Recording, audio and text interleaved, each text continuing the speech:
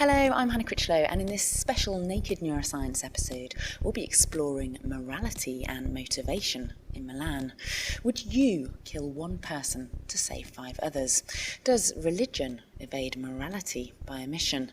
And how can you tweak people's motivations? We'll be stripping down breaking hot neuroscience research at the Federation of European Neurosciences 2014 forum, including finding out how moral values are contagious.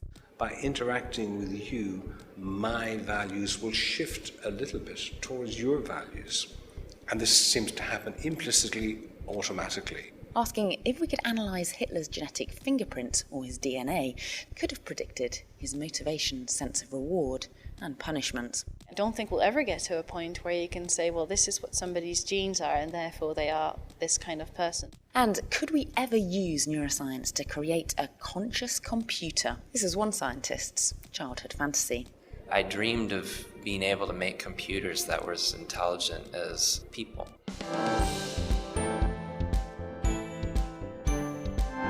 First up, let's question our morals. Imagine the scenario. There's a runaway trolley barrelling down the railway tracks.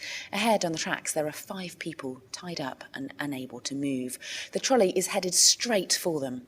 You are standing some distance off, next to a lever. If you pull this lever, the trolley will switch to a different set of tracks. Unfortunately, you notice that there is one person tied up on the side track. So you have 2 options. 1, do nothing and the trolley kills the 5 people on the main track. Or 2, pull the lever, diverting the trolley onto the side track, or it will kill just 1 person. Which is the correct choice? I put this question to Ray Dolan, Professor of Decision Making at University College London. What I would do, I could say, well, I'm going to do this, but I might do something very different in the heat of the moment. Probabilistically, what I would do is probably do nothing. I think that is the case also for the majority. So 5 people may die and the 1 person who you could have run over will survive.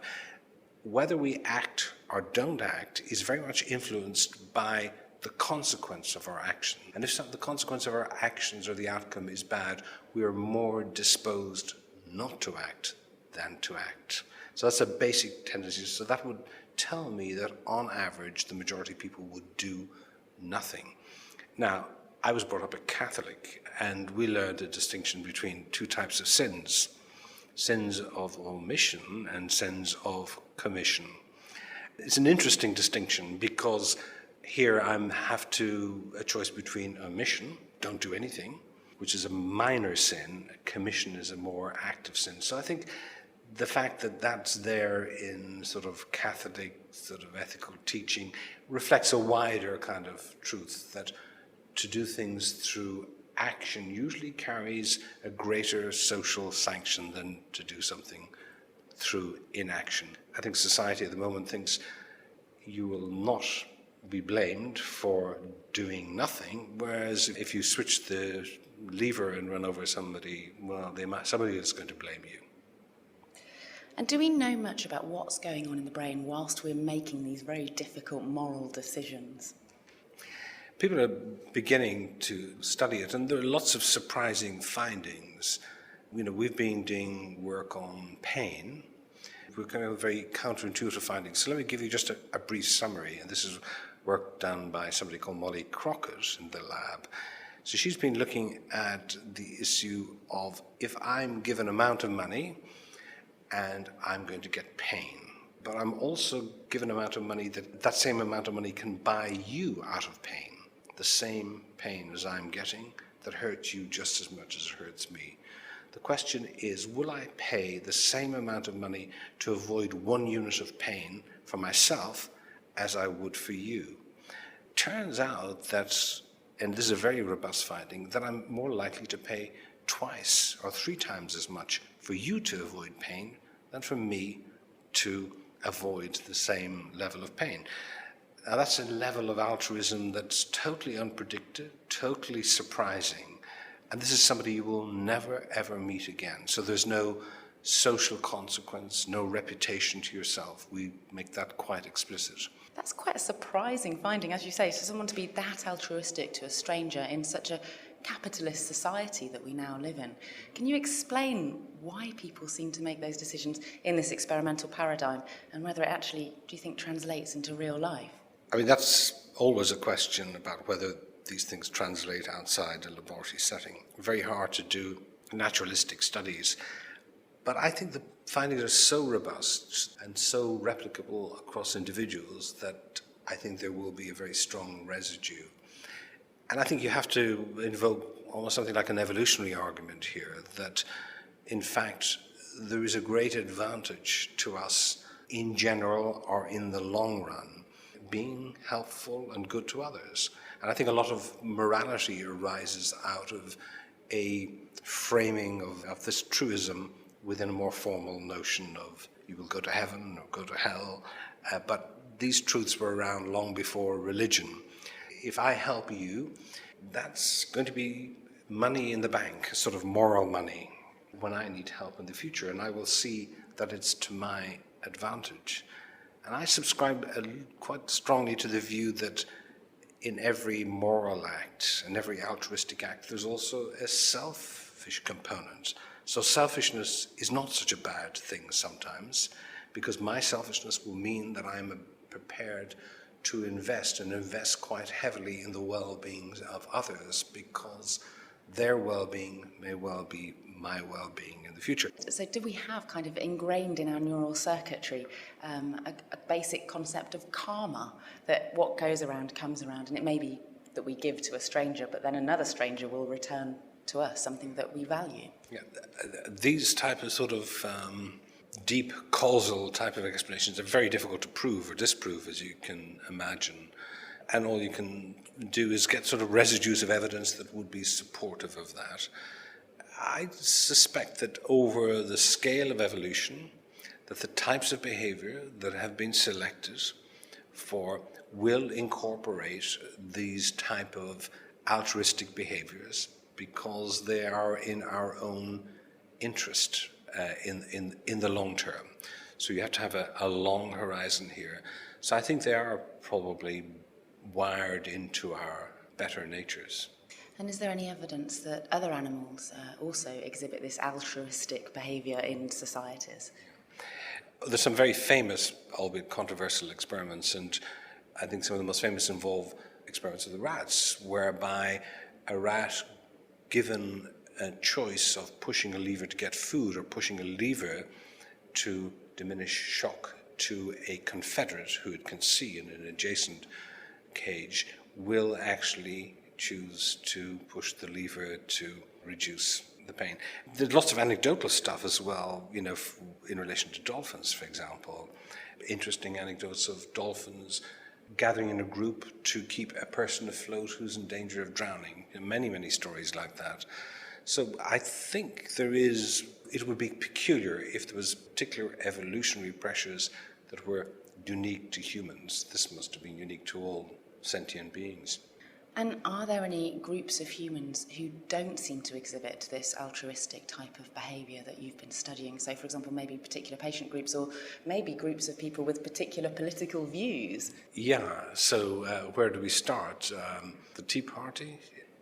The answer is almost certainly the case, so that any human trait, be it height, eye colour, skin colour, there's a range. That applies also to behaviour. The degree to which you will startle is a distribution. Some people startle more easily, some people less. So how would you recognize somebody who didn't give a damn about the pain, who wouldn't pay a penny, back to the experiment I described? They wouldn't pay a penny to reduce your pain, but they'd pay a lot to reduce their own pain. Well, that might bring up the picture of a sociopath, or people who have got psychopathic behavior, who can be extremely cruel to other people.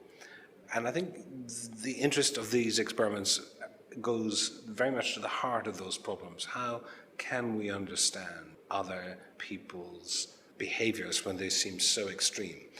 And, I've been working on this across a number of different domains and now beginning to think about applying it in more sort of clinical context to try to solve these sort of problems.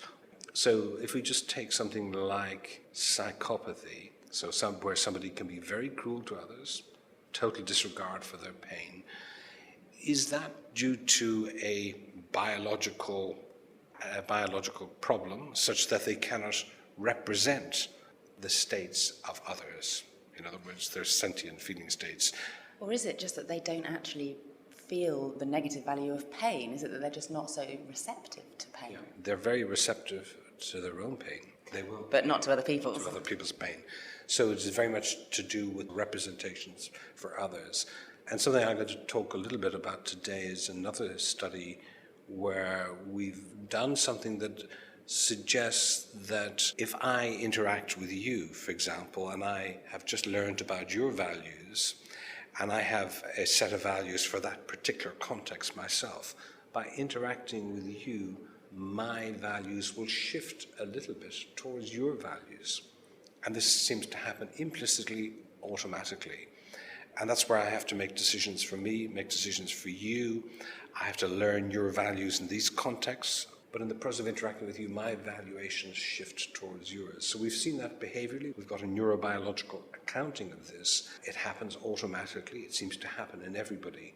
We tend to have a moral stance with people who are bad like that. But in fact, it may be that they are victims of a biological development that has gone awry for whatever reason. That may not be just programmed into their genes. It could be something like their early environment, etc.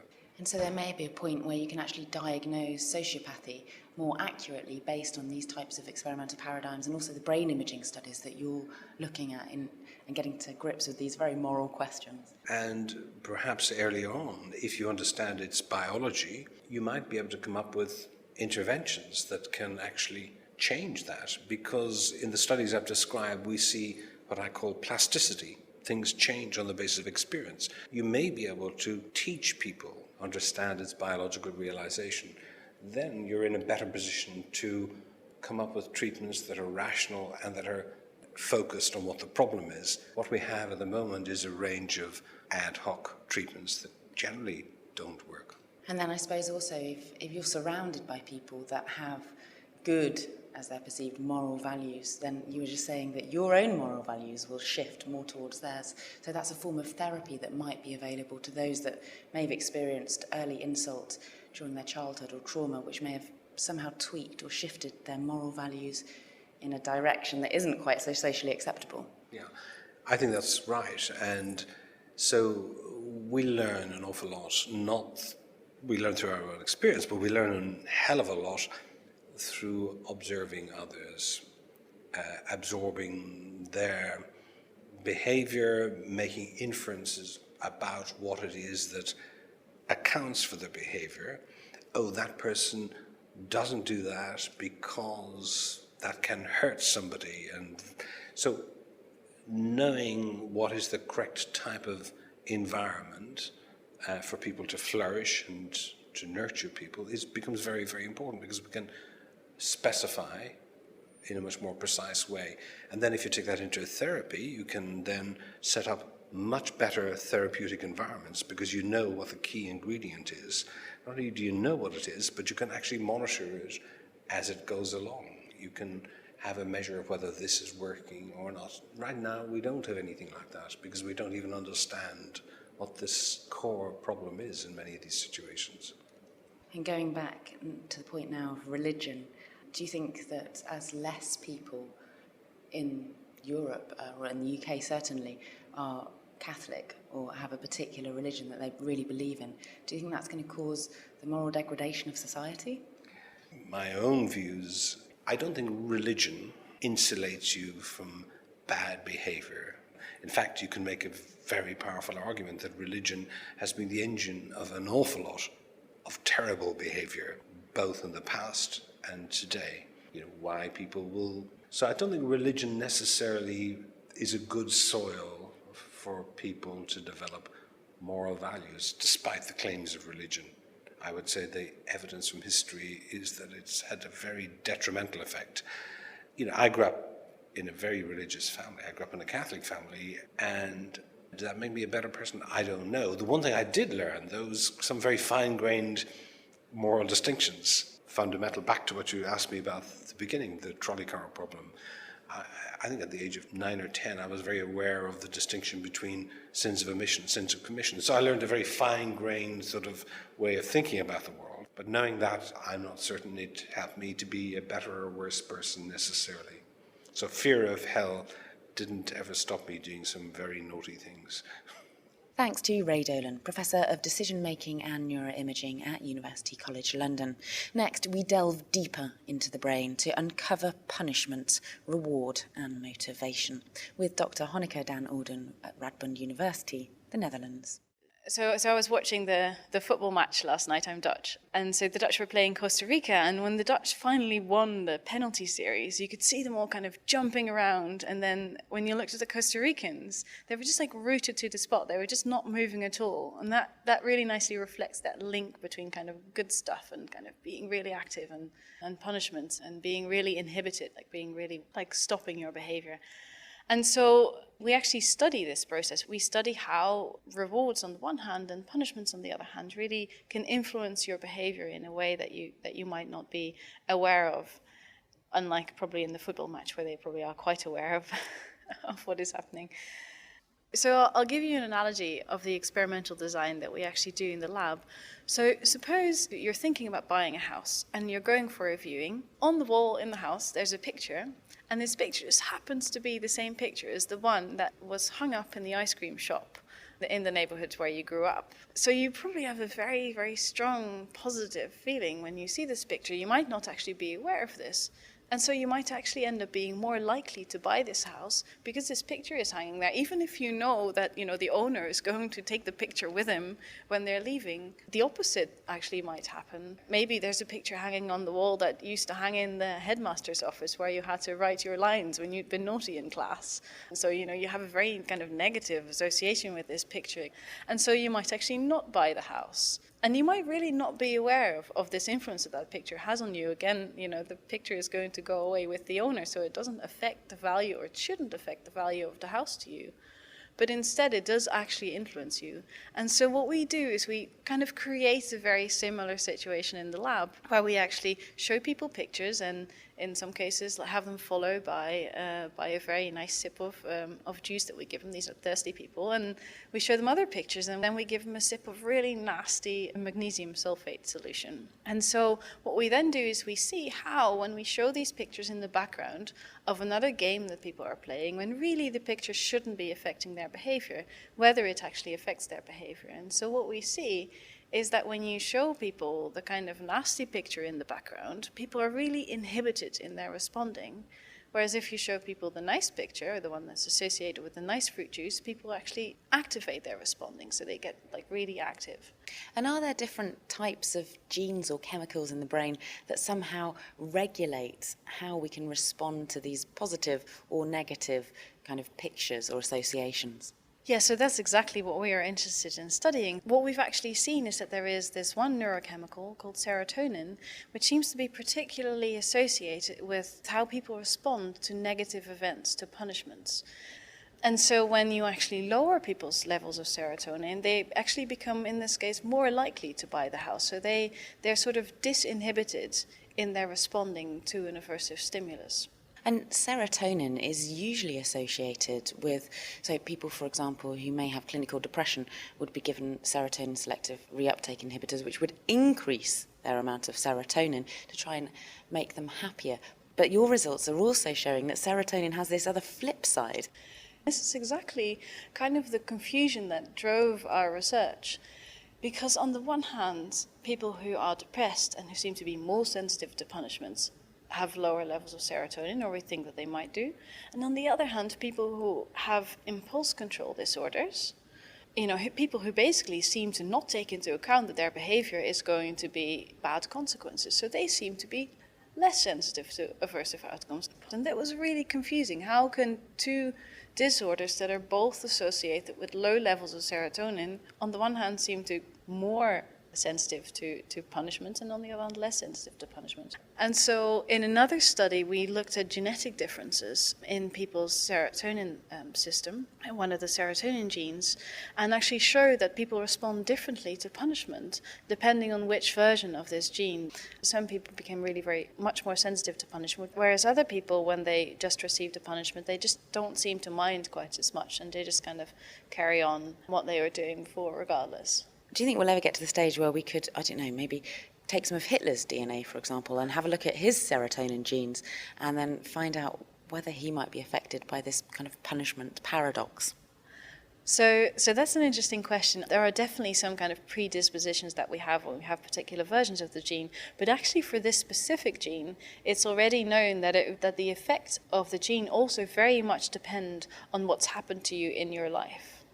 Life events, something really bad happening to you might, for example, cause your serotonin levels perhaps to drop. This is again quite speculative. And that might actually interact with the genes that you have. And so it will be very difficult to say and I don't think we'll ever get to a point where you can say, well, this is what somebody's genes are and therefore they are this kind of person. But it really depends on the kind of the environment that you're in, which interacts and all kind of come together in your brain to make you act the way you do. Thanks to Hanneke den Olden, who researches reward and punishment at Radboud University, Netherlands. And closing today's exploration of morality and motivation, during the opening ceremony of the FENS meeting, I caught up with Joshua Brown. He's a computer scientist and engineer at Indiana University, America. He models what happens in our brains when we make a mistake and how we experience disappointment when we find ourselves in unexpected situations. In general terms, we form expectations every day about the kinds of things that I think will happen based on what we know about the world. For example, if you are meeting with someone, you might expect certain things will happen. And if they don't happen, you experience some kind of disappointment. Or likewise, if you are doing something and you make a mistake, you recognize that something's gone wrong because you first have an expectation about how things should work. And so what we've done is to take a lot of neuroscience data about this phenomena of forming expectations, then evaluating whether what happens is consistent with your expectations or whether there's a surprise. What we've developed a model of is how the particular regions of the brain, the anterior cingulate, so that's the part that's just directly above the middle of your eyes and back a few centimeters. And we built a model in a way that captures a lot of different cognitive neuroscience data, functional MRI, monkey neurophysiology, human electrophysiology, that is the voltages off the scalp. And we've developed a model that can account for all these different kinds of data. And so that's really the approach I've taken, rather than trying to sort of work out a proper definition of what is prediction, what is risk, what does it mean to have that experience of, oops, something went wrong or something unexpected happens.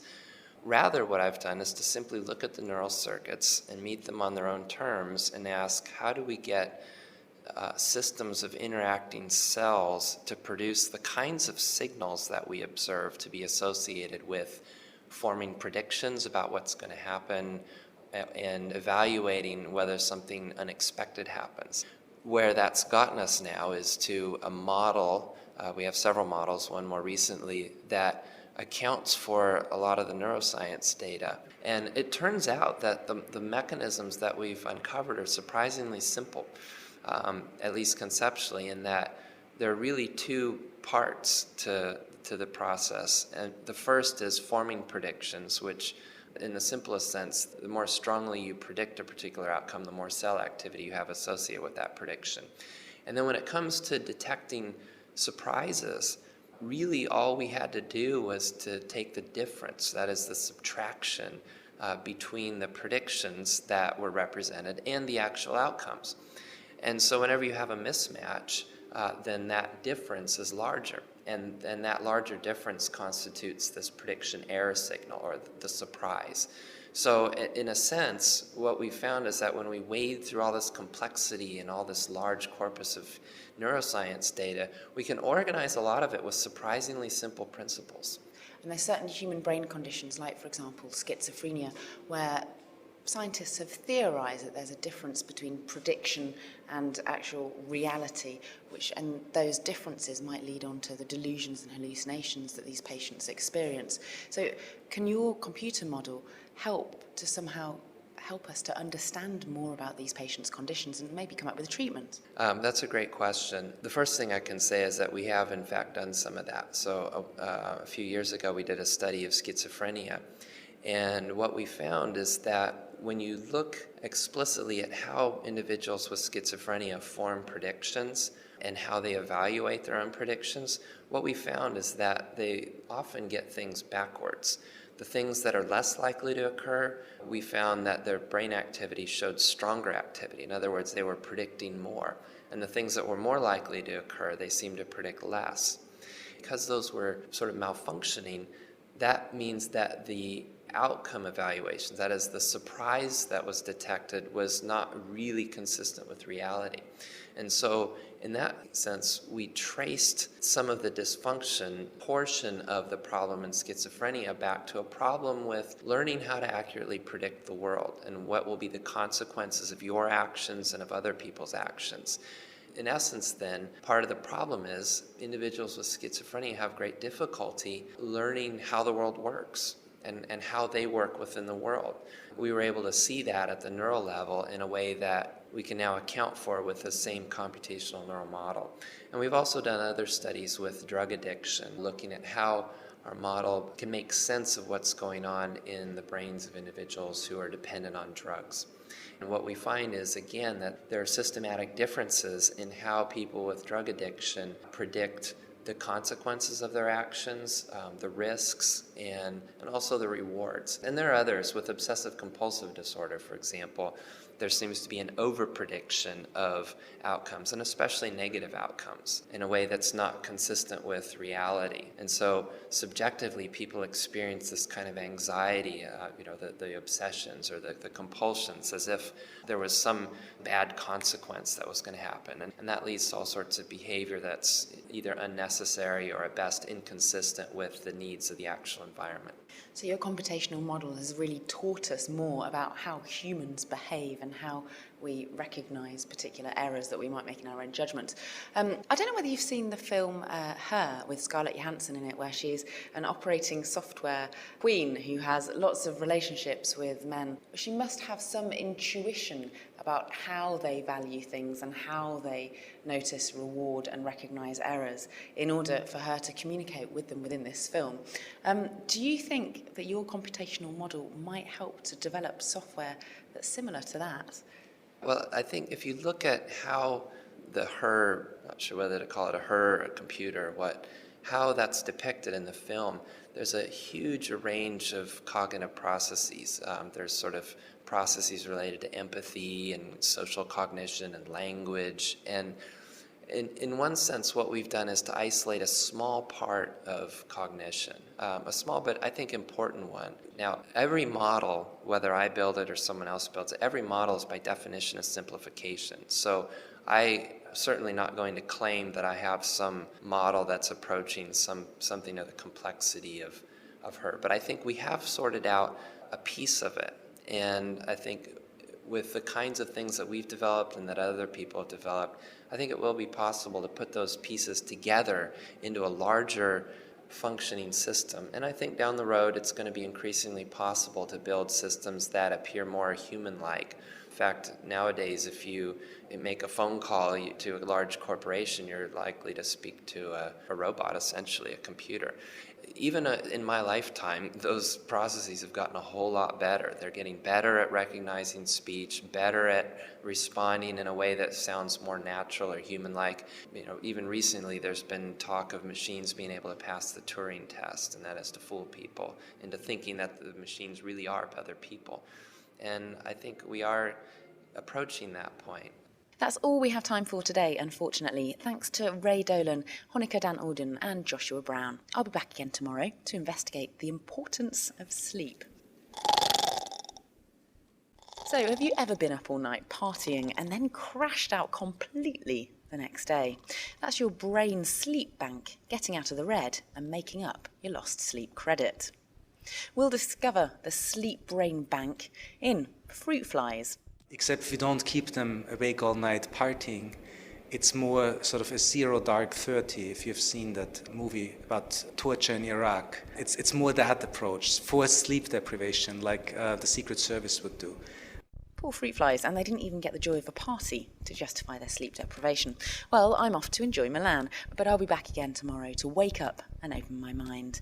My name's Hannah Critchlow, and this is a special Naked Neuroscience episode from the Federation of European Neurosciences 2014 Forum, reporting in Milan.